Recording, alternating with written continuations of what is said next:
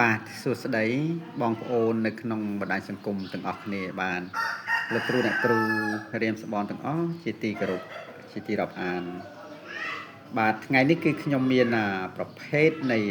ក្លឹមបងប្អូនណាបាទក្លឹមពិសេសបាទគឺក្លឹមកម្របាទយកមកដាក់ថតចែកជូនដល់បងប្អូនទស្សនានៅក្នុងបណ្ដាញសង្គមបងប្អូនណាបាទហើយរបស់នេះដែរគឺក្លឹមនេះដែរគឺខ្ញុំបានយូរដែរហើយបងប្អូនណាបាទចេះតែផ្លេចបងប្អូនណាបាទចេះតែផ្លេចអត់ដែលបានផុសបងប្អូនណាអត់ដែលបានផុសឲ្យបងប្អូនទស្សនានៅក្នុងបណ្ដាញសង្គមហើយថ្ងៃនេះក៏នឹកឃើញក៏យកមកដុតធូបសុំលោកកាត់ជាកង់ដើម្បីដាក់ថតចែកជូនដល់បងប្អូនទស្សនានៅក្នុងបណ្ដាញសង្គមបងប្អូនណានេះមិនមែនជាក្លឹមស្នោហើយក៏មិនមែនជាបញ្ញាអីដែរបងប្អូនណាបាទតែគឺជាប្រភេទនៃក្លឹមដើមត្រទៀងខេតបងប្អូនណាបាទក្លឹមដើមត្រទៀងខេតរលេះបងប្អូនណា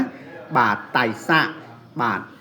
ហើយក៏កម្របានជួប្រភេទនៃក្លឹមត្រទៀងខេតដើមត្រទៀងខេតគឺបែបនេះណាបងប្អូនណាបាទដើមត្រទៀងខេតបែបនេះណាបាទគឺធំបងប្អូនណាបាទគឺធំណាគឺប្រប៉ុនកដៃបងប្អូនណាបាទគឺដើមត្រទៀងខេតនេះគឺប្រប៉ុនកដៃបាទដែលខ្ញុំបានជួបខ្ញុំក៏ឃើញក៏សុំយកមកទុករបជាថែអាសាឬក៏ចង់ទុកសាងជាតួអង្គឬក៏ធ្វើជាអង្កាំដៃបងប្អូនណាបាទ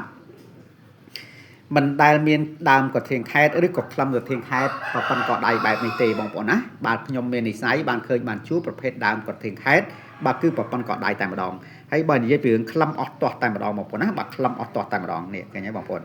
មើលក្លឹមនេះក្លឹមអស់ទាស់តែម្ដងហើយគាត់អាលេសសបកអាលេសអីចេញអស់អាលីងបងប្អូនណាបាទអាលេសសបកចេញអស់អាលីងតែម្ដង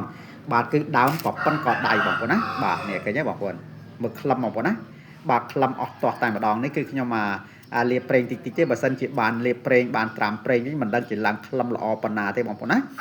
បាទនេះអញ្ចឹងយើងអាចសាងជាតួអង្គអីក៏បានបងប្អូនណាបាទធ្វើជាអង្កាំដៃក៏បានសាងជាតួអង្គក៏បានបងប្អូនណា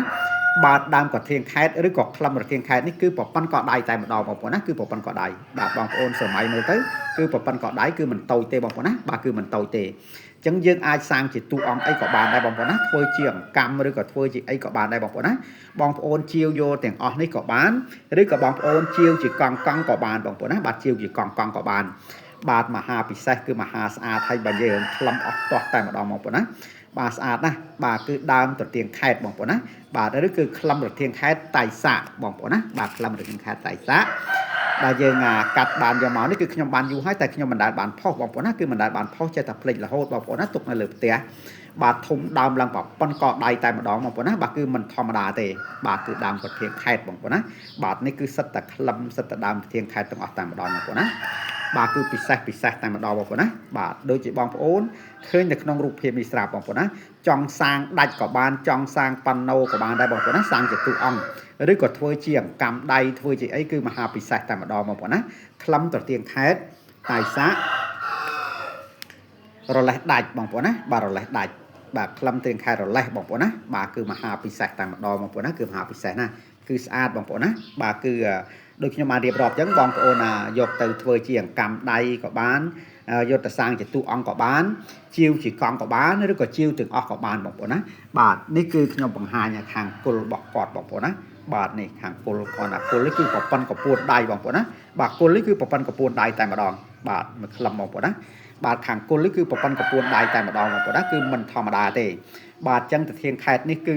សង្ហៅថាស្ដេចតាធាងខេតបងប្អូនណាបាទសង្ហៅថាស្ដេចដើមតាធាងខេតទៅហើយបាទគឺកម្របានជួបកម្របានឃើញណាបងប្អូនណាយើងធ្លាប់តែជួបដែរប្រព័ន្ធមេដៃ